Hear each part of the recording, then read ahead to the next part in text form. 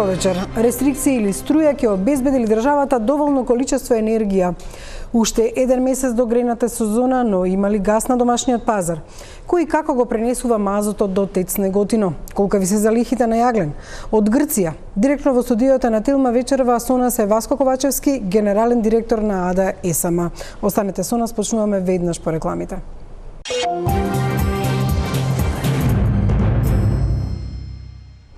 Како што веќе најави, во фокусот е енергетиката, набавката на струја, мазот и јаглен, како ќе ја преживееме оваа зима, дали ќе има рестрикции, ќе имаме ли доволно електрична енергија. Со нас вечерва во студиото е Васко Ковачевски, генерален директор на ЕСМ. Добро вечер и благодарам што од Атина дојдовте директно во студиото на ТВ Телма. Добро вечер и благодарам за поканата. Денеска договоривте со Грција непречено снабдување со јаглен и лигнит од рудниците на Грција, исто така испорака на мазот. Можете ли да ни кажете колкави количини на јаглен е договорено и што всушност е договорено со грчката страна, со грчката влада?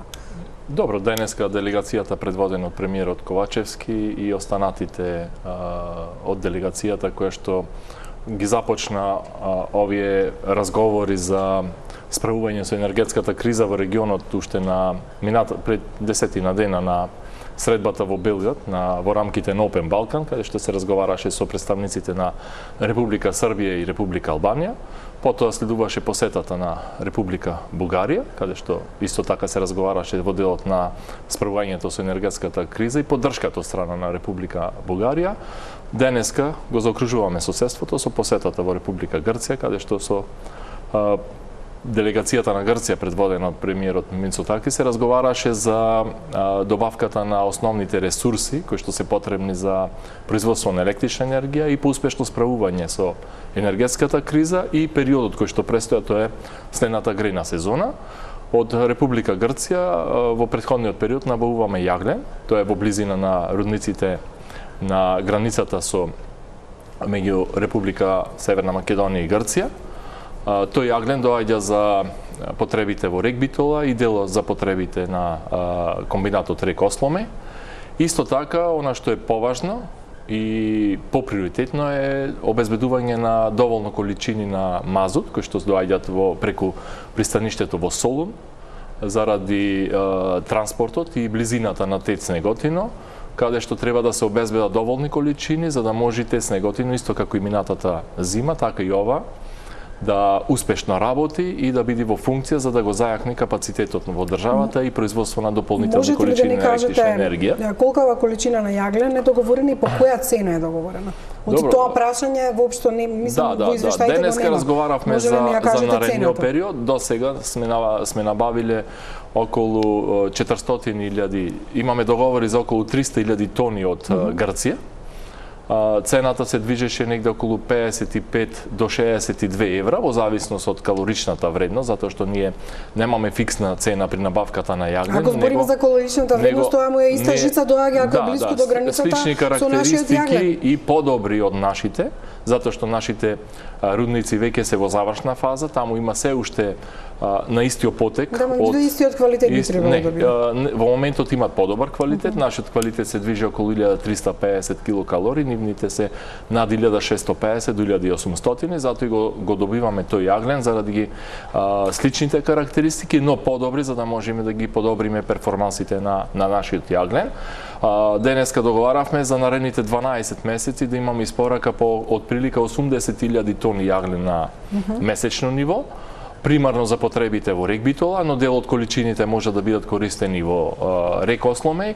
Тоа значи дека за 12 месеци треба да обезбедиме околу 1 милион тони јаглен. По цена од 55 до 62 евра. По цена која што ќе биде конкурентна, значи во меѓувреме има зголемување на цените, пред се заради транспортот, превозот, затоа што цените ние кои што ги договоривме во претходниот период, во периодот кога доаѓаше од Грција, тоа беше периодот мај, јуни и јули. Цените на транспортот беа нешто повисоки, меѓутоа секогаш кога набавуваме јаглен, ја гледаме прво економската логика, цената на јаглен да влези во рамките на она што значи поволна производна цена на електрична енергија. Колку се плаќате за транспортот на јагленот Мислам дека сега еден од тендерите ми се чини дека и Пуцко Петрол го доби.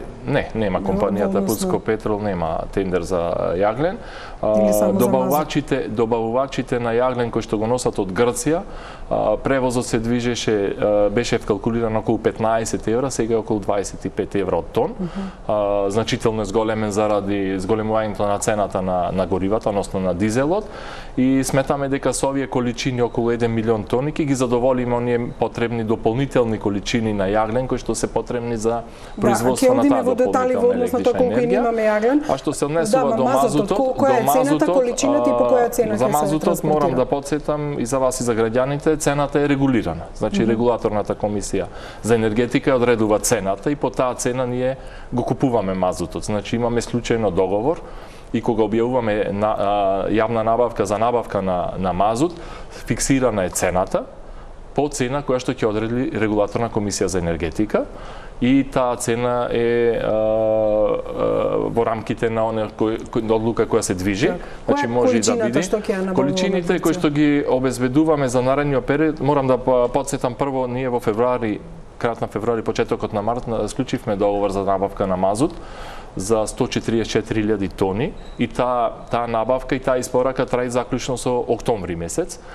Денеска разговаравме за количини кои што ќе бидат потребни за периодот од ноември до крајот на април, значи 7 месеци, и негде месечно нас ќе ни требаат околу 30 до 35.000 тони, значи вкупно 250.000 тони мазут кој што ќе биде потребен за овие 7 месеци додека траи грејната сезона. Тој мазут ќе биде потребен најповеќе, негде 80-90% за термоелектраната во Неготино, но исто така дел од количините ќе бидат потребни за во Битола и за во Осломе, затоа што секогаш како техничка поддршка при старт на котлите и при одржување на работни температури се користи дел од мазут. Колку е цената на превозот на мазутот и кој го добавува? Фирмата која што го склучува договорот исто така го врши превозот на мазутот и цената покрај регулираната цена на мазутот, дополнително има и цена за превозот. Цената на превозот се движи од 1,5 до 2,5 денари од километар по тон, затоа што цената е различита, испораката до Неготино, до Битола и до Кичево е во различита дистанца. Во однос на ова се што го договоривте, например со Бугарија, да потсетам, пренос на околу 200 мегавати на час електрична енергија, околу 5 гигавати дневно од бугарска страна, користење на бугарските капацитети за складирање на течен газ и слично. Со Грција, кажавме што договоривте. Можете ли да ни кажете, има ли договор со Грција за користење на нивната мрежа за транспорт на базната струја, исто така и од Бугарија? Што всушност ќе значи преносот на таа струја и цената за тој пренос? Вака се излезе информација во јавноста дека доколку склучиме договор за испорака на електрична енергија од Бугарија, дека струјата ќе се пренесува преку Грција. Тоа не е точна информација, затоа јас сакам во оваа прилика да одговорам дека во текот на оваа недела и заклучно со наредната треба да се завршат работните групи на двете држави кои што треба да ги дадат предлог договорите за испорака на електрична енергија од Република Бугарија, затоа што нашиот источен сосед има вишоци на произведена електрична енергија која што ја продават на берзите и токму затоа се обративме до нив да ни испорачат 200 мегавати базна енергија, значи континуирано 24 часа нон-стоп во периодот од 1 октомври до 30 април, во период кога е најповеќе потрошувачката. Гранични, да упростам префрлање на електрична енергија. Ние побаравме од Република Бугарија да ни испорачат електрична енергија по цена која што ќе биде прифатлива за нас, односно таа електрична енергија треба да биде испорачана кон стопанството, бизнис секторот во државата, и таа ќе биде една врста помош, поддршка од страна на владата и на институциите и нас како ЕСМ како компанија, за да може да го стабилизираме и тој пазар, отворениот пазар, каде што во овој период, нажалост, морам да спомнам дека голем удар трпи бизнис секторот, кој што удар тешко може да се издржи додека не се влезе. Околу количините и испораката треба во моментот да се разговара уште дополнително во петок и во понеделник на ниво на работни групи. Наредната недела чекуваме поконкретно колку ќе биде цената за купување, односно набавка на таа енергија. И второ, таа испорака на енергија ќе оди директно од Бугарија према Дали се закупени тие прекогранични капацитети? Тие капацитети затоа што и за тоа треба на време, да не доцнеме. Има едногодишни капацитети кои што се зафатени, меѓутоа има и слободни капацитети кои што нема да бидат номинирани, и ние во делот на билатералниот договор ќе предложиме тие прекогранични капацитети, односно трансферот на електрична енергија да оди без надомест. Значи да биде билатерален договор во кој што двете држави нема да наплаќаат, односно нивната ЕСО, државна компанија и МЕПСО, да немаат оптоварување на цената на електрична енергија, затоа што во период кога бараме пониска цена на енергија, нема логика да ја оптоваруваме со прекогранични капацитети. Да, ќе има слободни, и на разговорите кои што ги имавме во Бугарија, утврдивме на ниво на експерти дека може таа енергија да се испорача без проблем со зголемување на напонот на електрична енергија и намалување на капацитетите кои што ќе бидат пуштени во продажба, односно на аукција.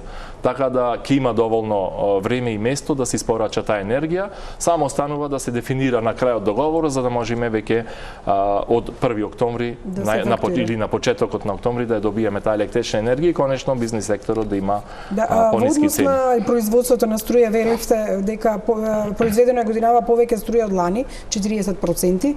Меѓутоа, ако во термоелектраните. Да, меѓутоа лани пак сме произвели и најмалку.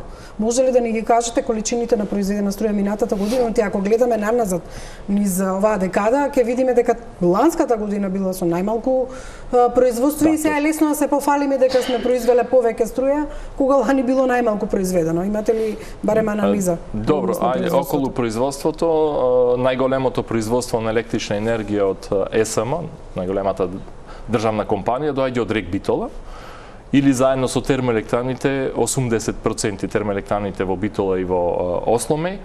Она што сакам да окажам, дека минатата година, да, точно, имавме најниско производство термоелектраните, меѓутоа има и причини за кои што сакам да разговараме. Оваа година, со зголемување на планот за производство, во однос на претходната година, имаме 40% зголемување само во делот на термоелектраните, или вкупно, кумулативно имаме зголемување за 15% во однос на претходната година за првите 7 месеци од годината. И претходните години, ако гледаме. Кога ќе видите, јас сакав да ви ја покажам. Има еден диаграм, табела, која може кога ќе го видите историското производство на електрична енергија во нашата држава, кога ќе гледате кај термоелектраните, тоа е ова втората линија, од 2010 година наваму има надолна линија. Тоа значи дека се исцрпуваат резервите на јаглен во нашата држава. Во 2018 година, кога јас станав директор во РЕК Битола, отпочнавме процедура за проширување или отворање на нов рудник во Суводол. Затоа што во 2019 година ние требаше да оставиме клучот на најголемиот наш рудник Суводол. Затоа што немаше развојна компонента, немаше рударски проекти, немаше стратегија како понатаму. Значи, ние во 2019 година ќе го немавме рудникот Суводол. Само за една година и 3 месеци во 2019 година успеавме без застој во тек на работа да отвориме нов рудник. Тоа е во Суводол Поденски јагленови серии, ПЈС. Новиот рудник кој што го работиме од 2019 година и кој што исто така е со ограничени можности. Дојде ред да купуваме од Грција сега, затоа што нема затоа што живојно не е отворено. Исто така, во Брод Гнеотино континуирано се ископуваат околу 600 до милион тони јаглен, но вкупно од Суводол и од Брод Гнеотино не се доволни количините за ова производство кое што денес е потребно во државата, затоа што домашното производство заради термоелектраните се намалува, а индустријскиот раст и потребите на електрична енергија се зголемува. Добро, и ако споредуваме, тој баланс треба да го гледате. Колку биле потребите пред 5 години, колку ви се сега? Токму затоа, минатата година, ние најавивме уште во мај месец, пред да отпочнат енергетските кризи, значи кога никој не знаеше, дека ние од мај до август ќе направиме технолошка активност во која што имаше тотален застој во работата во рудникот Суводол, за да можеме системите да ги префрлиме во новиот рудник. Значи не е ова автомобил па се вози по патот, па ќе се префрли на другата лента. Потребни беа 3 месеци за да ги направиме тие технолошки активности. Меѓутоа факт е дека не проработи и рудникот кој го најавивте. Купуваме јаглен од Грција затоа што е со сличен квалитет, а нашите рудници кои требаше да ги отвориме не се отворени. Ние сега работиме со два рудници, тоа е Суводол, ПЈС и со Бродниотино. Во моментот се работат процедурите за отпочнување на новиот рудник Живојно. Зошто не е отворен? Затоа што во минатите 15-20 години не се направиле неопходните подготовки за овој рудник да се отвори. Директор од 2018 година, сега господине Ковачевски, не се враќате 15 години. Не, сакам само да ви кажам, јас не бегам од одговорност ако имам одговорност. Но во 2020 година го тврдивме зеленото сценарио. И ако се сеќавате, имаше пресконференција во владата во која што се кажа дека во 2025 година ќе се затвори првиот блок во Битола. Во 2027-28 се затвори вториот блок во Рек Битола. И во 2030 кај што имаме подпишано договор со Европска енергетска заедница, во 2030 година требаше да се затвори и третиот блок во Рек Битола.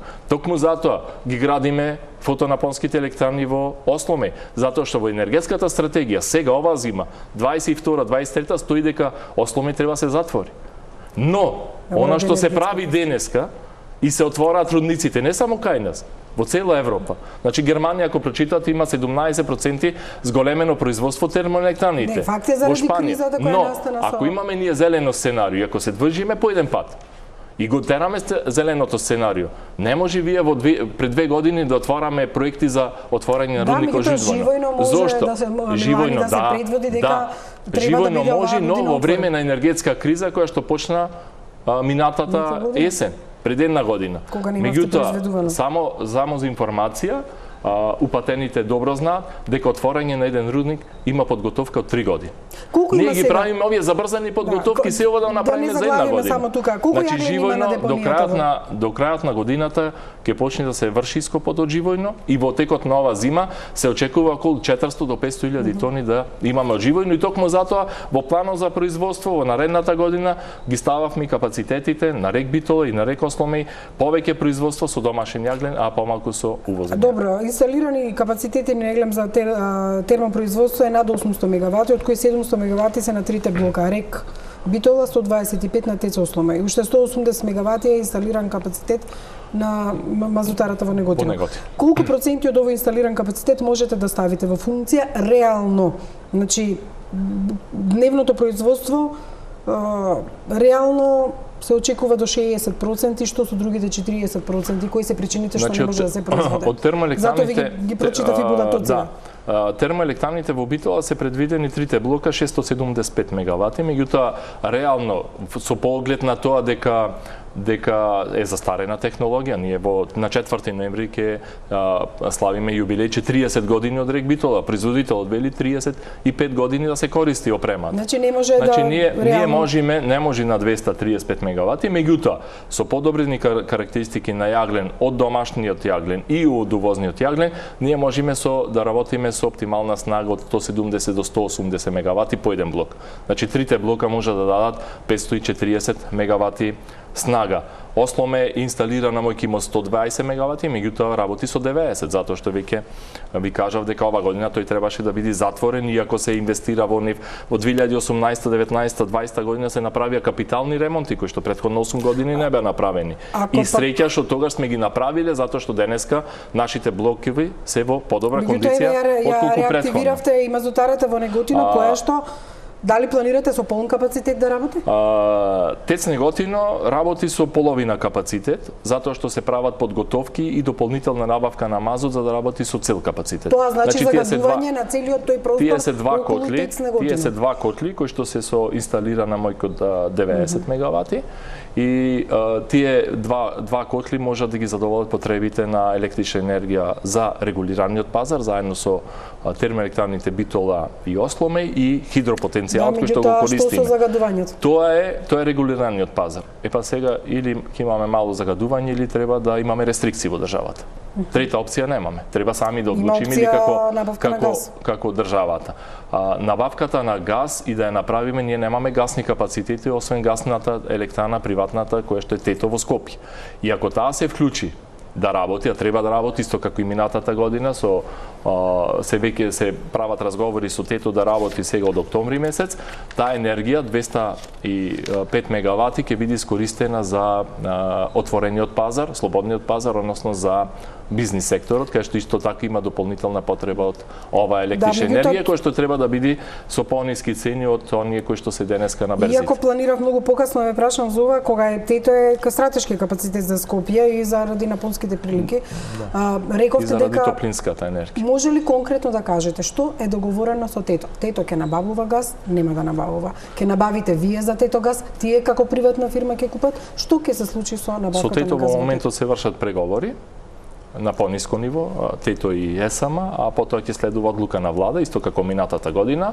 Нема ништо договор, во моментот се преговара, очекуваме до крајот на месецот да се склучи тој договор за континуирано работење на ТЕТО. ТЕТО има обезбедено доволно количини за октомври месец, затоа што во септември се номинираат месец претходно. Има обезбедени количини за работа во октомври месец.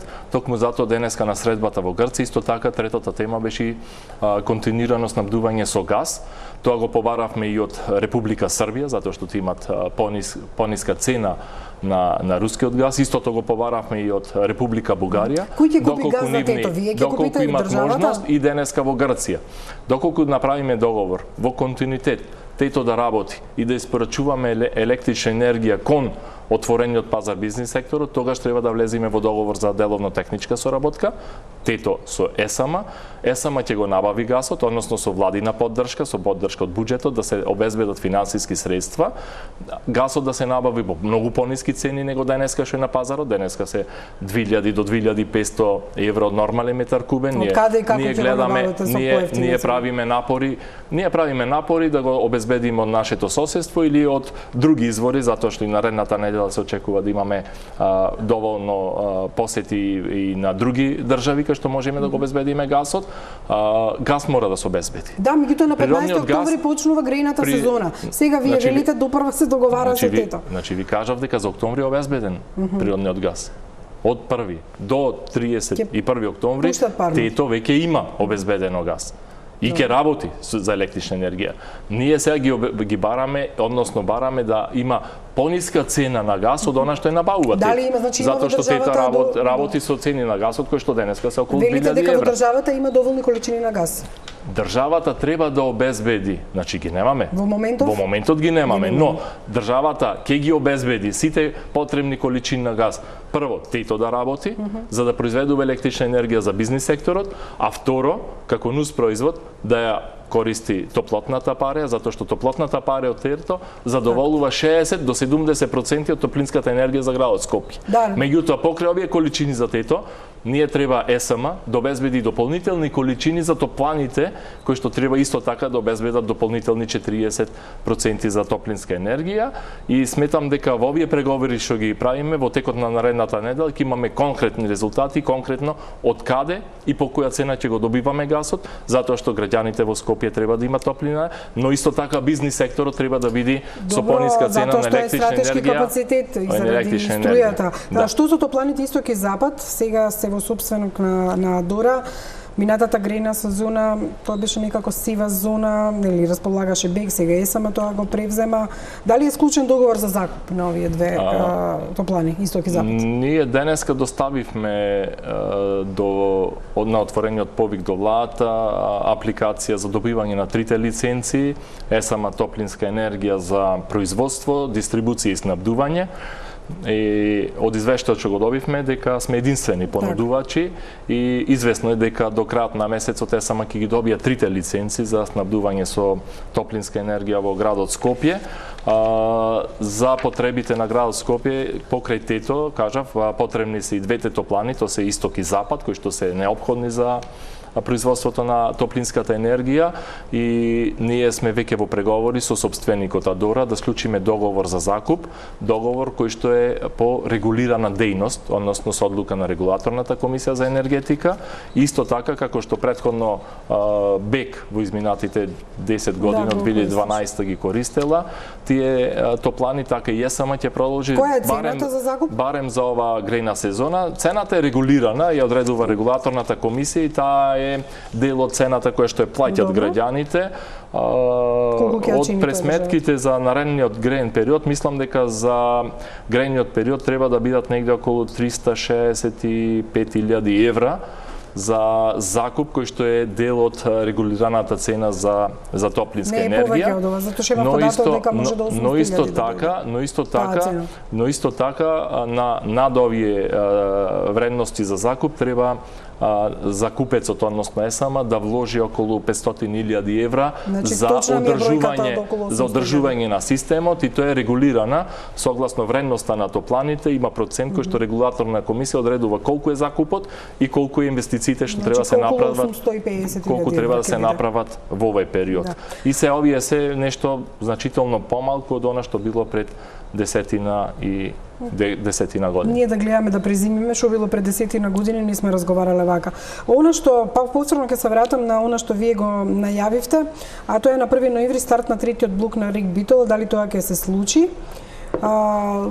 Дали сте уверени дека третиот блок ќе проработи? Видете, јануари месец имаме застој на блок 3 заради хаварија на трансформаторот, од надворешно влијание, од враќање на реактивна енергија во системот на пренос од соседството. И веднаш презедовме активности за санирање. Прво направивме санација со сопствени сили, со поддршка на локални компании. Пробавме да го рестартираме, меѓутоа очигледно не издржа доволно, затоа што при стартот повторно пројави аномалии. Веднаш направивме објава за сервисирање, истиот е пратен во Белград на сервис, постоечкиот трансформатор, но исто така направивме и постапка за набавка на нов трансформатор, затоа што трансформаторите кои што се во Битола се постари од над 40 години и можноста за ваква хаварија и постојана и понатаму. Токму затоа обезбедивме финансиски средства и во тек е набавка и очекуваме во почетокот на октомври да биде испораката на новиот трансформатор до 15 октомври, потоа за наредните 2 недели да се извршат тие неопходни подготовки и веќе крајот на октомври да се вклучи во погон блок 3, затоа што во изминатата година дена, од јануари до денес, работат двата блока, блок 1 и блок 2, кои што исто така, ја дадовме информации во јавноста, заради неможноста да се направи долготраен застој,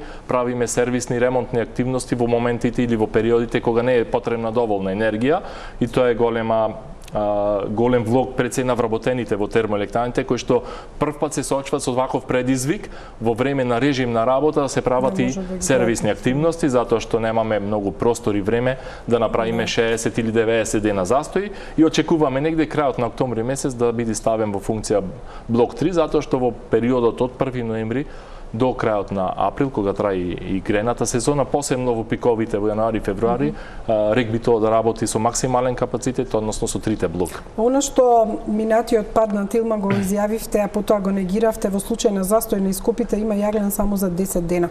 Ама велевте нема шанса за тоа ти нема застој. Колку објективно за колку дена јаглен има ископ од нашите рудници? Ако рачунаме математички за 4, јас пресметав дека. Значи, во производството на електрична енергија од термоелектраните и депонијата на јаглен нема математика. Значи, поинаква е математиката. Јас кажав тогаш дека на депонија, ако во моментот имаме 100.000 тони јаглен, во моментот, тоа значи 10 дена работа, ако воопшто не се доставува јаглен.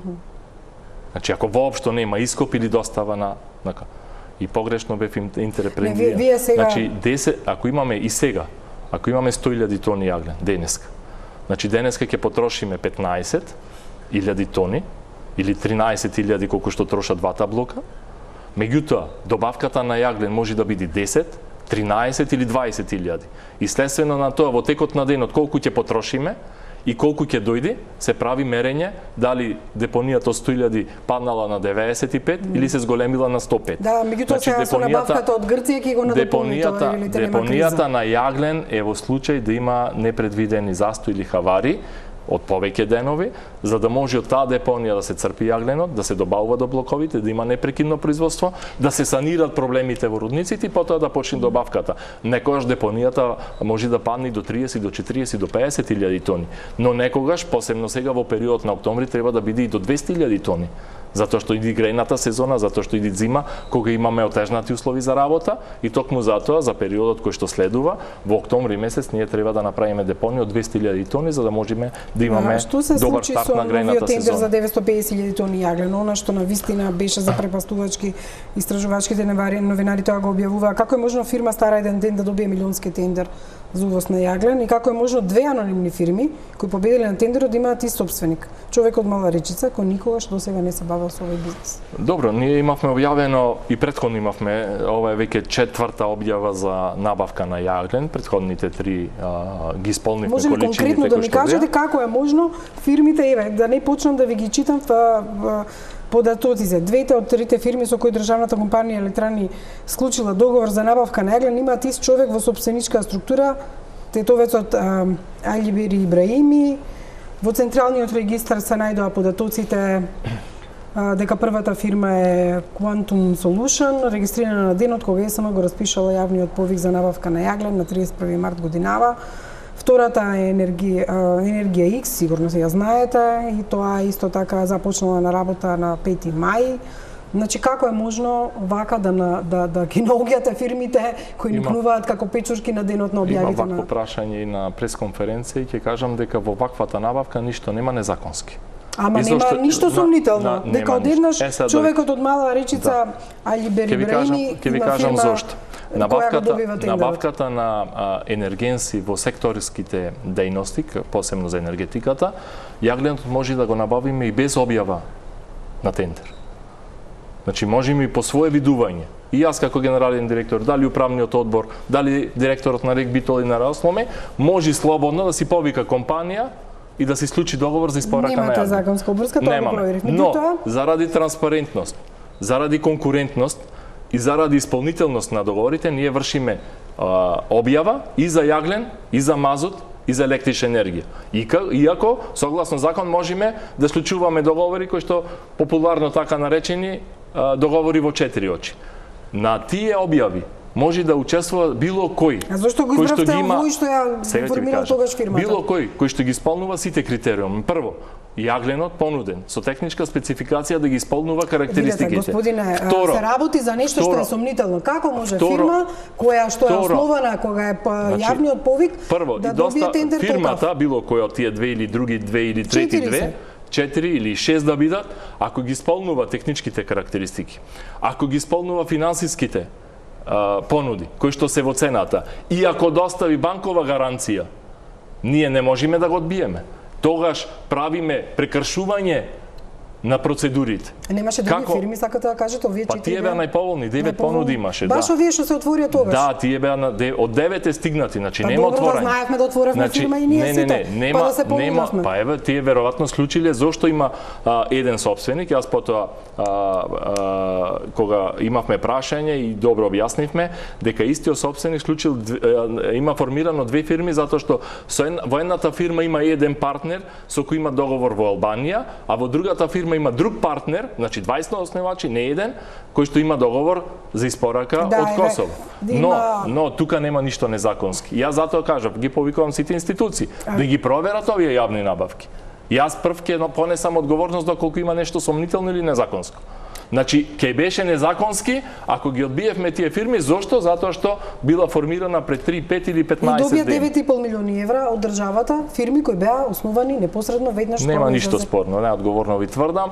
Ако ги одбиевме тие компании, ако ги одбиевме и ги прифатевме другите кои што беа со повисоки цени, тогаш ќе носев одговорност и јас, управниот одбор и директорите. Останува да истражиме чија врска е Али Бери Ибраими од Мала Речица и со која е конектиран, затоа што доби нели толку голем тендер. Quantum Solution треба да донесе 100.000 тони јаглен од Грција, треба да се донесе јаглен од Албанија, Енергија. Во овој период двете компании одговорно си ги исполнуваат договорите, си испорачуваат јаглен и од Албанија и од Грција и истите се со пониски цени од претходно понудените.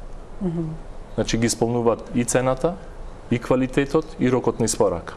Доколку има било какво прекршување на договорот, имат банкова гаранција која што ЕСМ и односно државата ќе наплати. Кај нас многу интересно никнуваат фирми токму која ќе се објават тендерите. во однос на производството на струја, дали ли може да произведе струја по цена пониска од таа што ја нудат снабдувачи?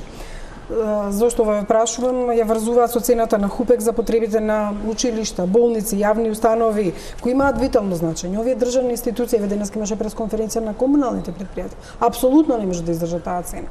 Размислувате ли некако да се понуди поевтина струја за нив, затоа што тие ќе банкротираат?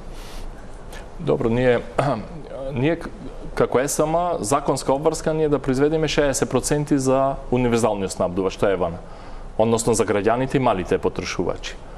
Веќе втора година владата не задолжува да произведиме 100%. Зошто? Затоа што останатите 40% ако ЕСМ не ги спорачи, ЕВАНА треба и купи на берзата ХУПЕКС и да ја плати многу поскапо и тој товар да дојде на грбот на сите нас граѓаните. Затоа ЕСМ од 1 јули 2019 година е гарант или стабилизатор на цената на регулираниот пазар. Затоа што либерализацијата ќе значеше најнаш енормно зголемување на цените. По која цена сега? Ако ЕСМ произведуваше ова година 60% за ЕВАНА и другите 40% за слободниот пазар, ЕСМ на крајот на годината ќе беше во добивка од 192 милиони евра. Само со тие 40%. Но државата во овој период, заедно преку ЕСМ, субвенционира 80% од цената која што реално е на берзите. И затоа ние ги произведуваме 100% за ЕВАНАХОМ, дополнително, за да не се оптовари сметката на граѓаните, ги покриваме и загубите во системот за ЕВАНА електродистрибуција и трето, ги покриваме и загубите на МЕПСО, преносниот систем. Значи, сите три продукти на производство на електрична енергија ЕСМ ги покрива минатата и оваа година. Со дополнителното производство кој што не задолжи владата и покривањето на овие продукти, имаме и обврска да ги снабдуваме дел од институциите. Ние во изминатите 4-5 месеци ги снабдуваме најголем дел од болниците. Голем дел од министерствата. Министерството за култура, за внатрешни работи, за труд и социјала. Значи, веќе во институциите помагаме. Сега нареден чекор, кој што треба да обезбедиме електрична енергија, се училиштата и градинките. Сега, следен чекор, а потоа со вишоците на електрична енергија кои што ќе ги земиме, дали е тоа од Република Бугарија, дали е од ТЕТО, дали она што го договаравме денеска во Грција, треба да обезбедиме за сите останати кои што се на слободниот пазар, сите институции и јавни предпријатија и бизнис сектор. Тоа ќе биде со пониска цена за овие институции. Со значително пониска цена од она што кој што На пример, еден пример, водостопанство, работат помпите на струја, градски јавни водоводни предпријатија, колекторски системи. Знаете што ќе биде колапс на системот, доколку тие немаат електрична енергија и престанат да работат помпите. Точно е Тогаш ќе колабира целиот систем. Точно е така, дека постои опасност на другата страна да се направат други загуби, кои што исто така ќе влијаат врз нормалниот живот на нас граѓаните, но исто така треба да се има и во предвид дека сите ние треба одговорни да штедиме електричната енергија за да ги ослободиме дел од капацитетите на ЕСМ и дел од енергијата да можеме да ја продуцираме на другата страна. Ова е нешто што не може да престане да работи, затоа ве прашувам. Да, точно, се согласувам. Затоа имаш и повик од ЗЕЛС до владата, затоа што владата во овој период не само за бизнис заедницата преку Стоматската комора, но исто така преку ЗЕЛС се вршат разговори за помош на институциите кои што се под локална самоуправа. Токму затоа споменав сега прв чекор треба да обезбедиме електрична енергија за училиштата и за градинките, затоа што и тие нема да има струја. Меѓутоа ЕСМ не може да ги задоволи 100% од целокупниот пазар во државата. Значи, затоа се потребни тие 200 мегавати базна енергија од Бугарија, доколку обезбедиме, 200 мегавати базна енергија која што треба да обезбеди ТЕТО и дополнителните испораки, вклучувањето на ТЕЦ Неготин исто така го зацврстува системот и дополнителните количини на јаглен, доколку сите овие работи профункционираат во текот на овој период, јас сум убеден дека сите овие ќе имат олеснување на страната на набавката на електрична енергија и ќе има доволно електрична енергија барем за периодот овој кој што предстои, тоа е грејната сезона. Да, во однос на стопанството навистина беа повиците многу големи. Што може да му понудите на секторот, на бизнис секторот? Тие подолго време се изложени навистина на милост и немилост на цените од ХУПЕКС берзата во Будимпешта. Сега еве приоритет се школите, болниците, меѓутоа ТЕЦ Неготино не произведе дел од нивните потреби и голани тоа го тие го бара и требаше да се произведе. Што ќе биде конкретно за бизнис секторот? Па кажав и на самиот почеток, меѓутоа сега сакам дополнително да објаснам дека во овој период посетите што ги правиме во Република Србија, Република Бугарија и Република Грција денеска, а и потоа ќе имам уште две посети на други две држави. Фокусот на вниманието на премиерот и на владиниот тим и ние како компании енергетски е да изнајдеме начин да се произведи или да се донеси дополнително количество на енергија токму за бизнис секторот. Да, кажете, заради цената ве прашувам, затоа што се изложени на берзански цени. Цената која што треба да биде за бизнис секторот треба да биде можеби двојно пониска од она што е денес. Ама како ќе им го може ли тоа некој да им го обезбеди? Има начин со билатерални. Ова интервју ќе го чуваме и сега ако вие тоа не го спомните, има начин, тие ги разговараме, значи тоа се владини делегации, владини тимови, владини работни групи кои што преговарат. Претседателот на Стопанската комора е заедно со нас на преговорите. Претседателот Бранко Азевски. Да, беше во Бугарија. Значи и тој ги слуша сите преговори и тој пренесува информациите во членките на Стопанската комора. И затоа сега сакав да ви кажам јавно дека фокусот на владата во овој период е како да се обезбедат дополнителни количини на енергија за отворениот, односно слободниот пазар, каде што се институциите и бизнис секторот. За институциите веќе почна сама дел од институциите да поможува, да ги снабдува со електрична енергија. Дел во наредниот период исто така ќе го обезбедиме, но фокусот ќе биде на бизнис секторот, на економијата, затоа што на една страна, ако ги поможуваме граѓаните со ниска цена на електрична енергија, а на другата страна го занемариме бизнис секторот, тие граѓани кои што добиваат пониска цена за домаќинствата, утре ќе останат без работа, ќе останат на улица и нема да може да ја плаќат и така ниската цена. Затоа беше реакцијата на бизнис секторот. Затоа се прави напор и во владата, економските министри, вице-премиерот за економски прашања, премиерот, веќе се прави концепт како да се помогне бизнис. Зашто доцните со концептот? Доцните. Сега сме во средина на септември. Зимата е пред врата. Ние како штурецот и мравките. Приказната ми личи со владава и со... Не можам да речам дека доцниме.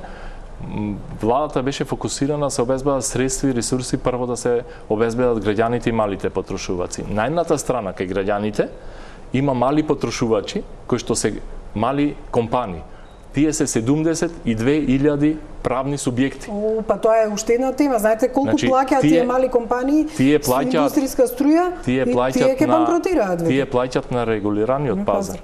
Кај Ева на Хом. Значи пониска цена за 5 пати пониска од она што требаше да плаќат ако се на отворениот пазар. Она што е најголема болка. Значи тие компании добиваат 80% од државата субвенција во овој период. И граѓаните и малите потрошувачи во однос на регуларните цени на берзата, на пазарите. Тие се згрижени компании.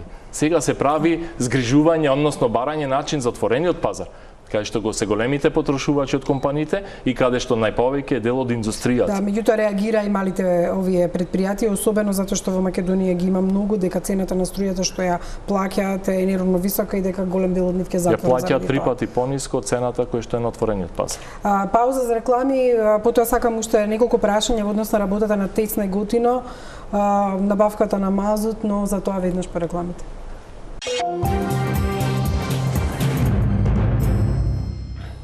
Продолжуваме со интервјуто со господинот Ковачевски. Рековте дека и ТЕЦ Неготино ќе биде обезбедено со мазут, затоа се и дополнителни количини ќе се обезбедат од Грција. Ќе биде загадено, ама ќе има струја, да го повторам вашиот одговор. Она што зачудува и зашто пишувавме сите ние, зошто склучивте договор за набавка на мазут преку РКЕ фирмата на Капушевски. Зошто се одлучивте на вакво нешто кога претходно главниот добавувач беше ОКТА и можевте директно со ОКТА да склучите договор и овој пат? А тој ја купува ОКТА. На претходната јавна набавка, која што прво имавме една поголема јавна набавка уште минатата година во ноември месец за почеток на работа на ТЕЦ Неготино. Во ноември месец побаравме 38.000 тони испорака за јануари, февруари месец. Единствен понудувач беше фирмата РК. Значи, кога вршиме објави за ресурси кои што не се по закон за јавни набавки, испраќаме покани до сите носители на лиценци. До ОКТА испративте? И до ОКТА, и до Макпетрол, и до 3 или 4 приватни компании кои што имат лиценци. Единствен понудувач кој што во тој момент сметаше дека може да ги испорача тие количини затоа што има цврст договор, има голема банкарска гаранција, доколку не испорача, првата не испорака се активира банкова гаранција. Беше РКМ, исто така и за втората јавна набавка која што беше крајот на февруари и почетокот на март, кога баравме 144.000 тони за периодот од март до октомври, единствена понуда имаше компанијата РКМ. Зошто моравте на тендер? Зошто не мислам, видете, зошто рековте сте дале неколку понуди. За еве на пример ако за споредба дека претходните години до 2021 оваа фирма речиси да не учествува во набавката на мазут за тесна година, затоа што и тесна работеше. Немаше можеби толку 12 години, од 2009 година не беше во функција и ние го ставивме во декември. Зашто тоа повторно истиот мазут што всушност го има Окта и од тука ми се наметнува прашањето за поголема цена која плаќате за мазутот. Мазутот не е на Окта, значи мазутот е на Хелиник Петролеум. Добро исто е. Мазутот компанијата го набавува во Грција на пристаниште и потоа се меѓутоа цената би била поевтина ако одите директно. Па не знам зошто, значи ако Окта сметала дека може да има пониска цена, можела да достави понуда. Ево и сега има јавна набавка во текот на овој месец. Оти вака излегува дека сте заглавени со фирми кои што се единствени понудувачи кои можат по било каква цена да ви го. Не може, цената е регулирана. Ако е денеска 52 денари на мазутот, испораката на мазут е 52 денари. Не може да е 51, не може да е 54. Значи цената е регулирана на мазутот. Да, на почетокот и ние кога објавуваме, и тоа е со закон регулирана дејност, мазутот мора да биде по цена на регулаторната комисија за енергетика. Меѓутоа, мене ме зачудува фактот што прво не се знаеше со кој е склучен договорот, потоа еве го открија новинарите дека тоа го прави Ништо не открија, ние јавно го кажавме на барање на дел од медиумите. Своевремено во КОТ имавме анализа во која што имаше дека бродско масло место мазут се гори. Беше набавувано во рамките на ФЕНИ. Можности. Имаше истрага, имаше секакви можности. Истата компанија преку Хрватска тоа го набавуваше. Каква е довербата дека тоа, значи ме разбирате, нешто што сме истражувале, каде што сме открили. Значи вака, кога се врши набавка на мазут, мазутот е со регулирана цена. Кога се врши набавка на мазут, има правилник за квалитет на мазутот во државата. Тогаш имаше правилник кога беше увезено бродско масло. Ние објавуваме по правилникот дека таков мазут користиме и секој поинаков не можеме да го прифатиме. Кога мазутот се увезува во државата, се прави контрола и од страна на царината и од страна на државниот пазарни инспекции. Имаше пропусти. Па сега јас не можам да носам одговорност ако некој има пропусти. Ние не сме истражен орган, ние сме договорен орган. Она што ќе го направат како анализа од страна на царинските служби и на другите инспекцијски органи, тоа доаѓа кај нас. Ние не можеме да бидеме истражен орган. И затоа ние правиме договор со компании кои што имат лиценца за увоз и дистрибуција на мазут. А не со било кој. Добро, тоа исклучиво со лиценцирани. Ние сме толкави лаици да не знаеме дека не треба со лиценцирани. Меѓутоа прашањето ми беше зашто не е преку Окта или Хелиник Петролеум, затоа што тоа се понуди. И до Окта, и до Мак Петрол, и до Лукойл, и до другите приватни компании, сите имат право на избор. Ево јас сега ги повикувам од текот на октомври месец, исто така ќе испратиме покани, нека достават понуди за периодот ноември, април. Оне што ќе ги обезбеди количините, слободно може да дојде. Тој што ќе понуди подобри услови од тие што ќе дојдат како понуди, поповолната понуда ќе биде прифатлива за нас. Вие и не морате да имате повици. Вие можете да склучите договор, вие претходно ми кажу со некоја од фирмите. Немате законска обврска за јавен повиц, ако да кажам во ова. Ние ги анимираме фирмите, сите кои што поседуваат лиценци и кажуваме во рок од 10 дена да доставите понуда за толку и толку количини мазут. Секој има право да достави или да не достави. Доставените понуди ги разгледуваме. Најповолната понуда е за нас клучен избор. Она што ве прашувам, еве се уште еднаш ќе имаме и во октомври, така да сите компании кои што сметат дека може да ги обезбедат овие количини кои што ни се потребни за 7 месеци, слободно може да дојдат и да достават понуди. Не да се договараме. Да достават понуди во рок кој што ќе го определиме. Кој што сите ќе го знаат, компании кои што имат право и лиценца за увоз. Ве прашував за фирмите на набавка на јаглен кои беа формирани веднаш кога беше објавен тендерот експресно и тоа покажува сомнеш кај новинарите и кај јавноста дека правите договори со фирми наменски отворени за да можат да работат со вас? Нема експресна објава. Нема. Значи објавите траат, еве сега ова објава трае од почнувањето на постапката до дека се исполнат количините, може било кој да достави понуда. Зборам дека фирмите се регистрирани во централниот регистар. Не можам јас да кажам дали да дојде објавувате по виците. Дали да дојде фирма што е регистрирана 5 дена или 50 дена или 5 години. Значи, нема никакво сум тука дека случајно се случува. Како јас да го одбијам тој кога има техничка карактеристика, кога има договор за испорака, кога има финансиски најповолна понуда и кога доставува банкова гаранција? Како јас да го поништам тој? Утре вие ќе ме повикате на одговорност. Вие во вашата емисија ќе направите истражување и ќе кажете дека ова фирма ако е регистрирана 5 дена, имал подобра понуда, меѓутоа сама го исклучи. Заради сомнеш. Ве прашувам за овие фирми едните за тоа. Ние крајно транспарентно и конкурентно. Кој што има техничка понуда, кој што има најниска цена, со него склучуваме договор. Не навлегуваме во собственичките односи, во партнерските односи или во било кој други односи. Добро, затоа сме ние новинарите да видиме кој што испорачал во државата и кој како. Сосема сте во право дека вие новинарите имате право и легитимно е тоа да си побарате, да добиете информации. Ние секогаш крајно отворено и транспарентно. Мислам, треба да признаете дека ЕСАМА во изминатите неколку години е најтранспарентно отворена од постоењето на компанијата. Она што ми е заклучок дека ЕСАМА во последниве години, минатата година немаше обезбедено на време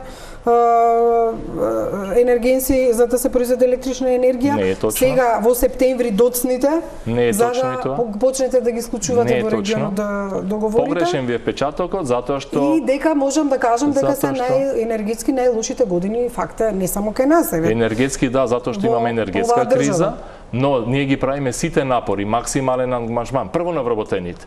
Треба сите ние прво да му дајме достојна почит на сите оние вработени кои што денеска се залагат да произведат макар и една лопата јаглен повеќе. Оние кои што седат деноноќно без одмори во блок команда во термоелектраните. Оние кои што се грижат за хидроелектраните. Прво нив треба да му дајме почит како се справуваат со енергетската криза. Затоа што во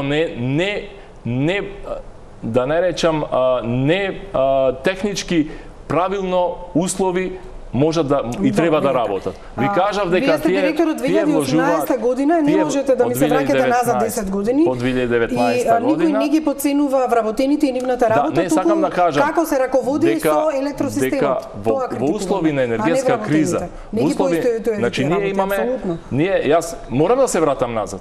Да ви кажам што начекав кога дојдов како директор. Ама знаете што, вие колку години 2019, 20, 21, 22 се вадите на тоа дека настанала енергетска криза. Сега да ви кажам, во 4 години 4 капитални ремонти на сите блокови.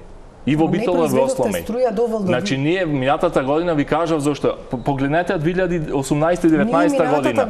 2019 година имаме повеќе производство од 16 и од 15 година. Ние зимавме струја како што зимавме. Зошто земавме? Ви кажав, затоа што во мај месец до октомври, ако не направивме технолошка активност, ние ќе немавме рудник, ние ќе немавме рек Битола. Еднаш мораше да се направи она што не било направено 15 години. Мораше да се направи во 5 месеци. Планирање во септември минатата година бевте направивме точно планирање. Апсолутно ситуација кога немате никакво планирање. Зошто сега ова година? Значи едно што ќе направите во рударството, тоа што ќе направите денес, резултати носи во следната година. Не носи во истиот месец. 2019 не мислите. Па ви кажа во 2019 го отворивме новиот рудник ПЈС. Во 2019 година. Минатата година беше најкатастрофалната година за Македонија. Точно е, затоа што правевме. Точно е. Затоа што имавме. И вие мислите дека немате никаква одговорност за това? Не, јас ќе понесам одговорност кај тој што да, јас имам оставено бланко оставка кај премиерот. Тоа го знаете сите. Да. Така. Јас имам оставено. Денес ако треба, денеска јас сум спремен да понесам одговорност и да бидам разрешен од функцијата. Ама вие велите денеска што сте затекнани, не велите дека во тие 4 или 5 години јас сакам да кажам, ова енергетиката не е бутик па ќе ја наполниме со алишта и ќе ја продаваме утре. Значи 5 години рударството бара, денес што работиме, резултат по 5 години. Тоа го знаат добрите познавачи на енергетиката. Ние во 2019 отворивме нов рудник, ви кажав по трети пат. ПЈС го отворивме во 2019 година. Сега во Гуштерица го отвораме ова година во Осломеј. Зошто? Затоа што во стратегијата 22-23 денес требаше биде затворен Осломеј. Меѓутоа, па тоа е тоа. Сега што да правиме? Да отвораме ова година Гуштерица или да го затвориме Осломеј? Дали да го загадуваме со мазут или да останеме без струја? Дали да ги активираме термоелектрани, овие топланите во Скопје или да остане град Скопје без топлинска енергија. Ја стварно не можам да размерам која е логиката од една страна да критикуваме, а другата да бараме исполнителност и резултати. Јас разбирам позитивна критика, меѓутоа да се критикува се и се што не можам да прифатам. Затоа што влогот што се прави во овој период, прво од премиерот, па од министрите, па од сите вработени и сите раководители во енергетскиот сектор. Па истражете, ако веќе истражувате, истражете во регионот. Денес ќе ви кажам колку потроши Грција. 2 милиарди евра само за увоз на струја. 2 милиарди евра дополнително само на Албанија, 400 милиони за 2 месеци. Сега да не ги кажувам другите. Нема да кажувам кој бил полош или кој бил подобар. Ние си гледаме за дома, во државата. Ние цела енергетска криза од октомври минатата година до денес, државата потрошила 200 милиони евра. Она што го трошат во еден месец нашите соседи. Толку сме потрошиле. Толку сме потрошиле. Значи па мора да сакате да споредуваме по глава на жител, по бруто домашен производ. Како сакате ќе споредуваме. Сакам како заклучок во однос на иднината на енергетските капацитети. Едната работа на која се надевате се набавките на газ преку Грција и Бугарија. Она што е неизвестно и за самата Бугарија е набавката за газ за неизе од Русија, односно на Газпром. Апсолутно верувам дека во наредниве година 2-3 не може да се очекува набавка на газ по овие системи. Александропол и набавката Александропол е предвиден да почне следната година да се гради, крајот на 2024 да биде во функција. Покрај конекторот што се планира и треба да се изгради од Солун до граница, до нашата граница, до Богородица и од Богородица до Неготино, ќе треба до 2025-26 година. Во моментот, нажалост, морам да се вратаме повторно назад, имаме само еден конектор кон Бугарија. И нема друг. И ние сме 100% зависни од тој приклучок на газ во државата. Може би сум јас и за тоа виновен, може би е постоечката влада виновна, не знам вие и граѓаните ќе проценат, но она што не се инвестирало во минатите 20-30 години, денес, во време на кризи, тогаш излегува на површина.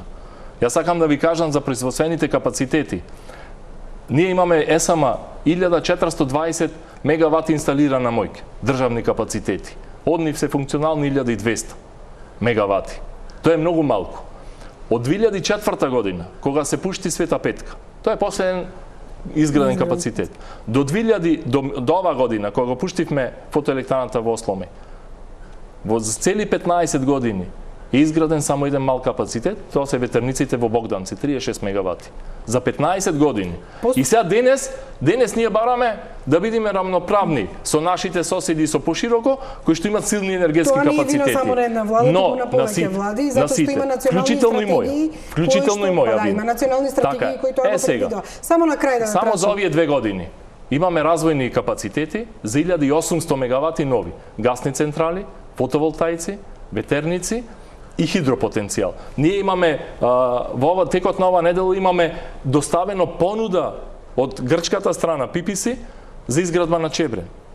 Значи, ние може би до крајот на годината, доколку извршиме евалуацијата биде се, ние до крајот на годината можеме да склучиме договори за изградба на Чебрен. Тоа е една вечна питање. Она што го чекаме 40 или 50 години. Па тоа го работевме во овие 15 месеци. Отворивме постапка, ја водевме транспарентно, стигнаа 9 конкурентни понуди, сега, минатата недела, стигнаа 2 понуди, од кои што едната не е комплетна понуда има само една, и доколку се биде во ред во наредните 60 дена, Министерството за животна средина ќе објави во име на владата дека имаме успешна постапка и склучуваме договор за Чебрен. Сакам да ви кажам дека она што го правиме денес, го правиме со резултатите и работата во минатото. Но треба да се грижиме за иднината. Иднината се новите проекти. 12 проекти кои што треба да бидат 2 пати повеќе од капацитетите кои што ги имаме денеска во државата. Господине Ковачевски, јас ви благодарам за овој интервју, малку и бурно беше на моменти со оглед на тоа што затоа е дебатна емисија. Да, меѓутоа факт е дека минатата година помина многу лошо, да се надеваме дека точно, јас тоа го признавам, меѓутоа старите викат направете еден чекор назад за да направите 3 напред. Ова година и следните 3 ќе ги правиме тие 3 чекори напред. Да видиме. Ви благодарам за вниманието, се надевам дека ќе нема рестрикции и ќе има струја. Благодарам за учеството во оваа тема. Продолжуваме со програмата. Пријатна вечер.